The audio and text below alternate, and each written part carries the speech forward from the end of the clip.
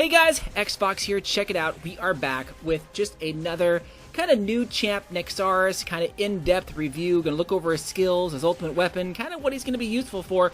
Now in a previous video, of course, yeah, we went over kind of the patch notes without really looking too in-depth on the character, but now we're gonna dig in and kind of see what he is all about. Now, of course, he's a knight, right? So he's going to be up front. He's going to be trying to deal in the damage. If you guys are curious, he's actually very similar to Claus, I would say. He's probably a good mixture between Philip and Claus, but he actually really reminds me more of Claus than anything. But I think with actually a little bit more utility. I think a lot of players are actually going to use this guy instead of Claus in many aspects. But let's dig right in so we can take a look at the actual specs here. So, the first move he has is Black Lightning Claw. Now, again, this is great, only an 8-second cooldown. Of course, he has that reduced attack speed on enemies by 300 for 10 seconds. So, really, this can be almost a permanent debuff on the enemies. And, of course, you have kind of that natural 1 second, or after 1 second, it stuns them for 3 seconds, which is still pretty huge. Claus's one kind of, I think his S2 does, I believe, just a 1 second stun, and then his S1 does, I believe, a 3 second stun. But still, it's not as effective as this, I don't think. But still, it does the M damage, and a lot of people are kind of stacking up M damage. But he is nice because, again, Claus, when I just keep referring to Claus, he of course does P damage. So if you want to do M damage to help build your magical defense team or magical damage team, this is who you're going to want to use. So the next thing here is Obsidian Roar. Now, this is also pretty good. This is also going to be a permanent kind of buff for your team comp, right? 15-second cooldown. Of course, it reduces their attack by 30% on all the enemy allies. And, of course, that's for 15 seconds. So this is going to be continual. But the big thing here is, again, you get that attack, P defense, and M defense for all your allies.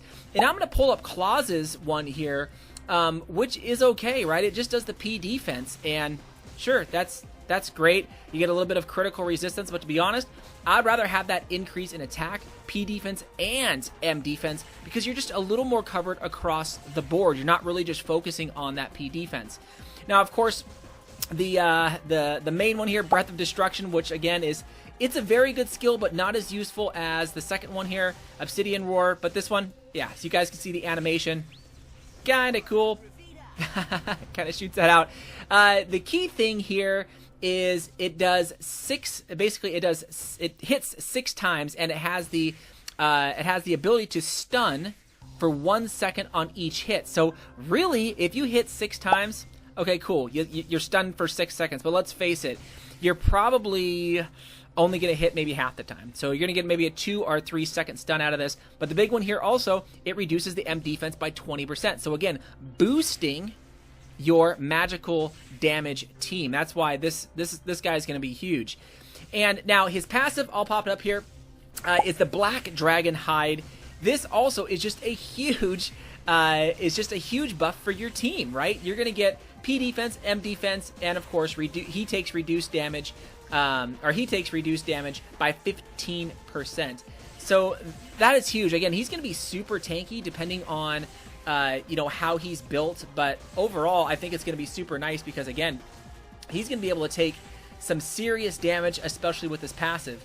Now, some of you guys may be asking about Transcendence Perks, so let's pull that up here so you guys can kind of see it.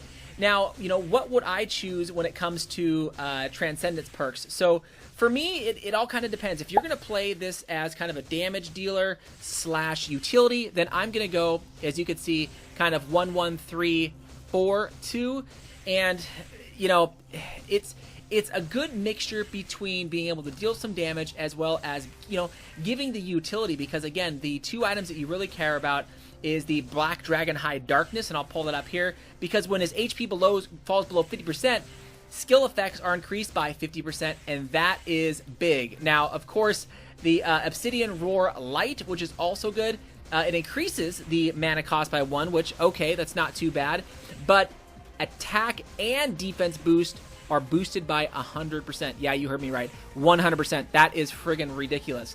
Now, if you really want to go extra tanky, by all means, you know a lot of people go for T1. They'll go T1, 2, 3, so they'll get the attack, the defense, and the HP to be extra kind of tanky, but it's ultimately up to you, if you want to go that route. Now, Is this kind of tune, you know, are they ultimate weapon dependent? No. The utility all comes from the passive as well as his S2 right there. So it's really all dependent upon those skills. But sure, I mean, you could see his ultimate weapon scale here very, very nicely. Is it good to have? Yes. Is any ultimate weapon good to have? Yes. But he is not dependent on it like some other tunes. Now, his UTs, his treasures, sure. Are they required? No. But are they good to have?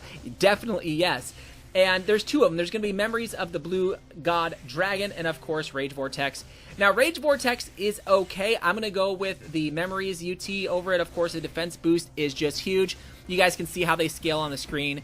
But overall, a very, very good champion. Again, it's kind of the magic dealer that you kind of see, or the magic damage dealer of claws, as again, what I consider this tune. But who knows what people are going to call this thing. But overall, again, a great tune. I like it. I like the utility of it. Let me know what you guys think in the comments. Thanks again.